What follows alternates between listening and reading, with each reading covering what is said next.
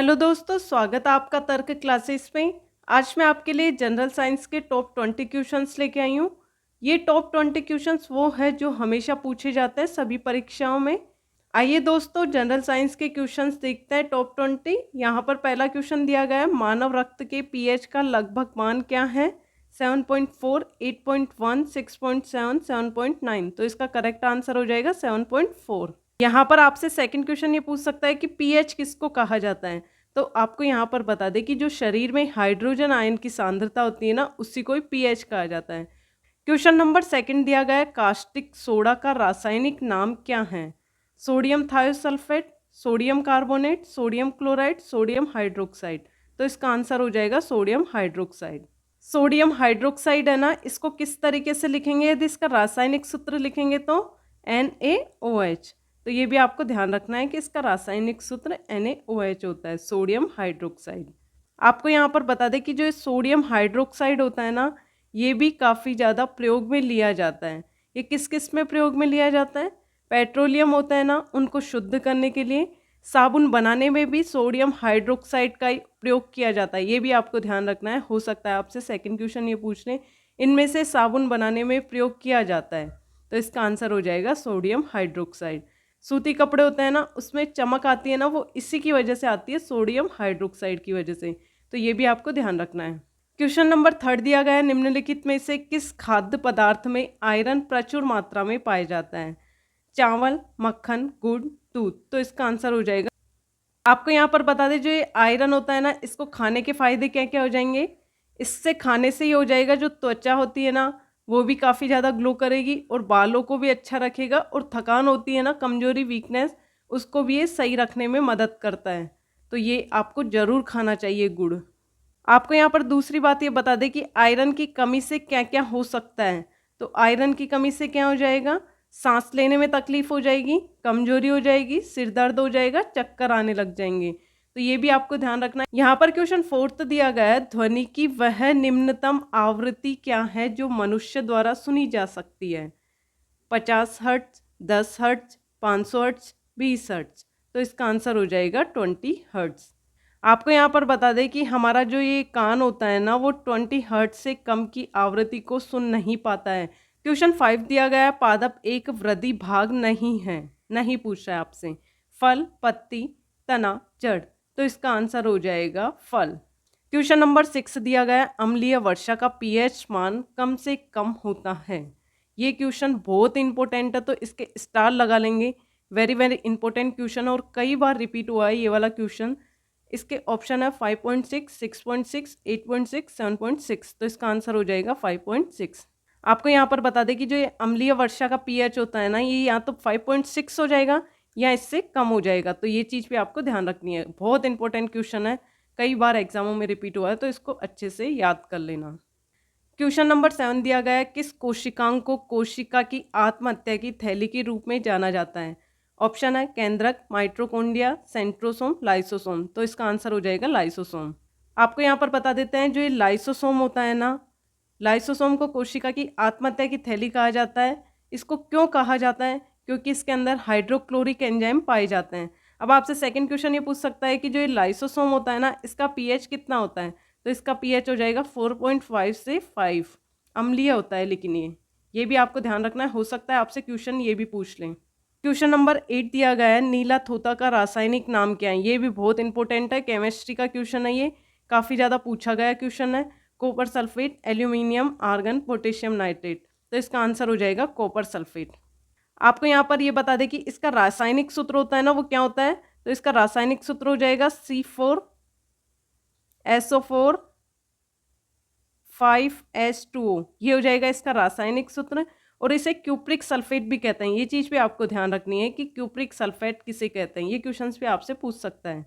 Question number 9 दिया गया है, एक वयस्क मानव के शरीर में कितने लीटर खून होता है? 3 लीटर, 4 लीटर, 5 लीटर, 6 लीटर। तो इसका आंसर हो जाएगा 5 लीटर। यदि आपसे क्वेश्चन के अंदर 5 नहीं दिया जाता, इसकी जगह 7 दे देता, और ये सारे ऑप्शन ऐसे के ऐसे रह जाते, तो 5 नहीं होता जब यहाँ पे 6 आंसर लगाते हैं। तो ये भी आपको ध्यान रखना है। यहाँ पर क्वेश्चन 10 दिया गया है। अब आपको इसमें से देख लेना है कि क्या क्या दे रखा है और क्या पूछ रहा है। तो इसका क्वेश्चन है, 10 वोल्ट के विभवांतर वाले दो बिंदुओं पर कितना हो जाएगा 10 वोल्ट के विभवांतर पर। 5 के चार्ज को स्थानांतरित करने में कितना कार्य करना पड़ता है। तो आपको यहाँ पर क्या पूछ रहा है, कार्य पूछ रहा है। और क्या दिया हुआ है आपको, विभवांतर दिया हुआ है 10 और आवेश दिया हुआ है आपको 5। अब आपको कार्य निकालना है, विभवांतर दे रखा है और आवेश दे रखा है। तो आपको कार्य निकालने के लिए फॉर्मूला लगाना पड़ेगा का कार्य बराबर विभवांतर इंटू आवेश। ये फॉर्मूला हो जाएगा यहाँ पर कार्य का। अब यहाँ पर कार्य को W से डिनोट कर देंगे। विभवांतर कितना दिया गया है 10 और जो आवेश हो जाएगा वो कितना दे रखा है 5। तो इसको सोल्व करेंगे तो कितना आ जाएगा कार्य 50। अब आपके पास ऑप्शन देखना है कि 50 किसके अंदर आ रहा है, तो सबके अंदर 50 आ रहा है। तो सबसे पहले इसका SI मात्रक देखेंगे। अब SI मात्रक किसका देखेंगे, तो यहाँ पे SI मात्रक कार्य का देखेंगे। कार्य का SI मात्रक क्या हो जाएगा, जूल। तो इसका आंसर हो जाएगा जूल। अब आप ऑप्शन देखिए कौन सा वाला सही है। तो इसका जो ये बी ऑप्शन है ये बिल्कुल करेक्ट आंसर है। आपको यहाँ पर एक बात और बता देते हैं, ऊर्जा और कार्य का SI मात्रक जूल होता है, ये भी आपको ध्यान रखना है। कभी यहाँ पे कार्य की जगह ऊर्जा दे दे तो उसका भी आंसर जूल में आएगा। क्वेश्चन नंबर 11 दिया गया है, खट्टे फलों का एक समृद्ध स्रोत माना जाता है vitamin A, vitamin D, vitamin B, vitamin C. तो इसका आंसर हो जाएगा विटामिन सी। क्वेश्चन नंबर 12 दिया गया है, प्याज काटते समय आंखों में जलन पैदा करने वाले यौगिक कौन हैं। ऑप्शन है कार्बन, नाइट्रोजन, सल्फर, हाइड्रोजन। तो इसका आंसर हो जाएगा सल्फर। आपने देखा होगा ज़्यादातर लोगों की आंखों में प्याज की वजह से आंसू आने लग जाता है, तो सल्फर की वजह से होता है। ये भी आपको ध्यान रखना है। क्वेश्चन नंबर 13 दिया गया है, कौन सी बीमारी दिल से संबंधित नहीं है। ऑप्शन है aneurysm, diphtheria, cardiomyopathy, myocardial rupture. तो इसका आंसर हो जाएगा डिप्थीरिया। आपको यहाँ पर बता दें, जो डिप्थीरिया होता है ना, वो दिल से संबंधित रोग नहीं होता है, बल्कि ये रोग होता है गले से संबंधित। तो ये भी आपको ध्यान रखना है कि डिप्थीरिया जो रोग होता है वो गले से संबंधित होता है। क्वेश्चन 14 दिया गया है, बल की परिभाषा को किसके आधार पर व्याख्यायित किया जा सकता है। ऑप्शन है न्यूटन के गति का दूसरा नियम, न्यूटन के गति का पहला नियम, न्यूटन के गति का तीसरा नियम, न्यूटन का गुरुत्वाकर्षण नियम। तो इसका आंसर हो जाएगा न्यूटन की गति का पहला नियम। क्वेश्चन 15 दिया गया है, माँ के शरीर के अंदर बच्चे के विकास मनुष्य के मामले में लगभग कितने महीने लगते हैं। ऑप्शन है 9, 7, 10, 8। तो इसका आंसर हो जाएगा 9।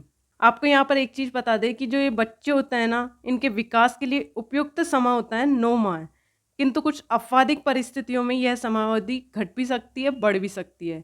तो ये चीज़ भी आपको ध्यान रखनी है।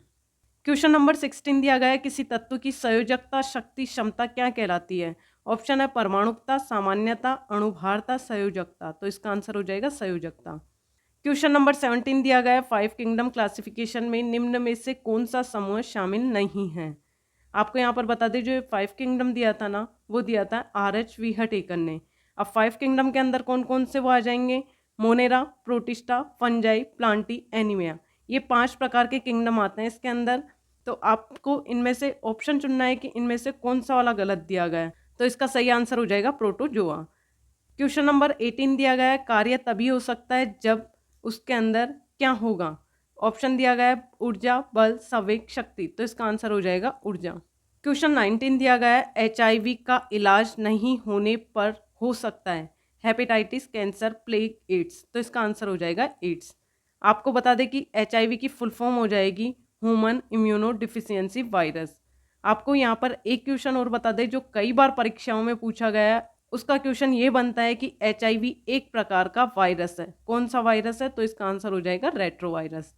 आपको यहाँ पर बता दें कि HIV का सही ढंग से इलाज न किए जाने पर यह एक acquired immuno deficiency syndrome AIDS का रूप धारण कर लेता है। तो ये वाली चीज़ भी आपको अच्छे से याद रखनी है। इस पर कई बार क्वेश्चन बने हुए हैं, तो इसको भी स्टार लगा लीजिए, बहुत इंपॉर्टेंट क्वेश्चन है ये भी। क्वेश्चन नंबर 20 दिया गया है, निम्न में से कौन सी तापमान की SI इकाई है। Degree, Fahrenheit, Celsius, kelvin. तो इसका आंसर आप मुझे कमेंट बॉक्स में ज़रूर दीजिए। आज का वीडियो आपको पसंद आया तो लाइक, शेयर एंड कमेंट कीजिए और चैनल को ज़रूर सब्सक्राइब कीजिए। और इसी प्रकार हम अच्छे अच्छे नए नए प्रकार के क्वेश्चंस आप तक लाते रहेंगे। धन्यवाद।